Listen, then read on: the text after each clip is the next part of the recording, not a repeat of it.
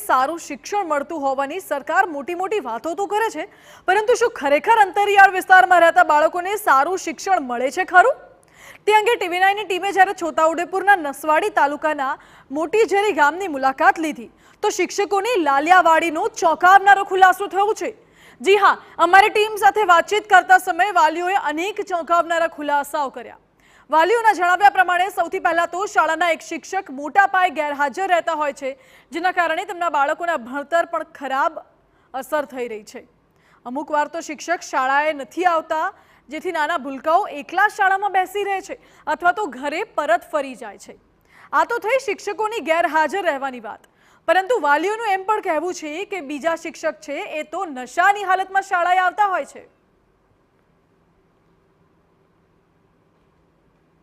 આ તકલીફ એવી છે અમારા ગામની અંદર કે શિક્ષક આવે ના બી આવે, નશો કરીને ગમે તે કરી નાખે, બરાબર, ના બી આવે અને બીજા શિક્ષકો મૂકેલા પહેલા, બરાબર, આ ચાર્જિંગમાં સિમેલવાળી બેન આવતી હતી, પછી સિમેલવાળા પાસે કંઈક અપીલ કરી એમાં એ સિમેલવાળી બેન બંધ થઈ ગઈ, પછી બીજા અલગ અલગ આવે, એમાં શું ભણે છોકરા અમારા?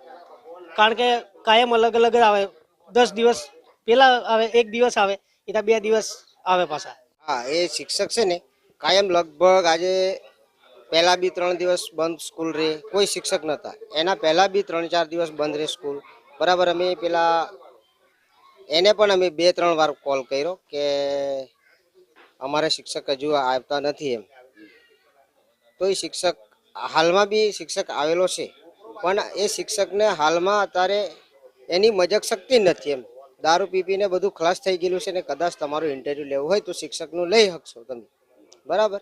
અને અમારું શિક્ષણ એટલું ખરાબ છે કે ગામની અંદર કોઈ છોકરાને કક્કા 1 થી 5ની સ્કૂલ છે, હોવા છતાં એને કક્કા કે એકડા 100 સુધી પૂરા આવડતા નથી, અને શિક્ષક સખત કાયમ માટે તો ગેરહાજર રહે છે।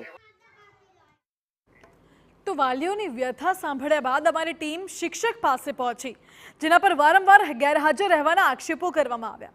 જ્યારે શિક્ષકને 11 દિવસ ગેરહાજર રહેવા અંગે પૂછવામાં આવ્યું તો તેમણે TPOને જાણ કરી હોવાની વાત કરી છે। જે બાદ અન્ય શિક્ષકની વ્યવસ્થા અંગે પૂછ્યું તો કહ્યું શિક્ષણ અધિકારીએ અન્ય શિક્ષકની વ્યવસ્થા કરવી જોઈએ।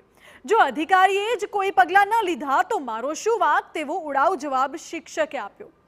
જોકે શિક્ષકના જવાબ બાદ અમે તાલુકા શિક્ષણ અધિકારીને પૂછવા પહોંચ્યા તો તેમને રજા બાબતે જાણ નથી તેવું રટણ કર્યું। તેમણે એમ જણાવ્યું કે ગામના લોકોએ જ્યારે અમને રજૂઆત કરી હતી કે શિક્ષક નશાની હાલતમાં આવે છે ત્યારે શાળામાં તપાસ કરાઈ, જેમાં શિક્ષક હકીકતમાં નશાની હાલતમાં આવતો હોવાનું ખુલ્યું। બરાબર છે, પણ મારા કામની રીતે સામાજિક કારણ નથી જેવાથી તમારા અધિકારીને તમે જાણ કરી હતી?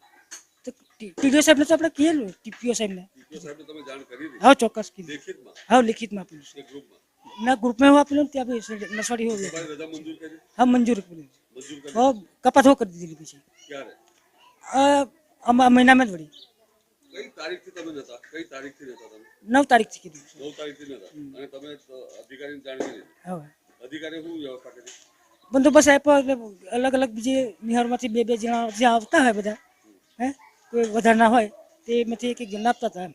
શિક્ષણ વિભાગમાં કે એમાં એનો કોઈ એ બાબતનો કોઈ લેટર અમને મળ્યો નથી કે એને કોઈ જાતનો રિપોર્ટ અમને આપેલ નથી। હા, આ ગામ પણ એકવાર અમને ફરિયાદ આવી હતી, ત્યારે અમે જાતે રૂબરૂ બીટ નિરીક્ષક BRC અને તાલુકા સંઘના પ્રમુખને જાતે રૂબરૂ જઈને અમે તપાસ કરી હતી અને એ બાબતનો અહેવાલ અમે જિલ્લા કક્ષાએ પહોંચાડ્યો। હા, અમે જે વખત ત્યાં ગયા હતા તે વખતે નશાની હાલતમાં હતા અને એ બાબતનો અમે રિપોર્ટ ઉપલી કક્ષાએ કર્યો। એક શિક્ષક પર વાલીઓ વિશ્વાસ મૂકતા હોય છે અને પોતાના બાળકોના સારા ભવિષ્ય માટેની આશા રાખતા હોય છે। જો શિક્ષક જ નશાની હાલતમાં આવે છે તો બાળકોના તેમના પાસેથી શું શીખ લેશે? જ્યારે અમારી ટીમ બાળકોને સામાન્ય સવાલ પૂછે છે તો એમાં પણ બાળકો મૂંઝવણમાં મુકાઈ જાય।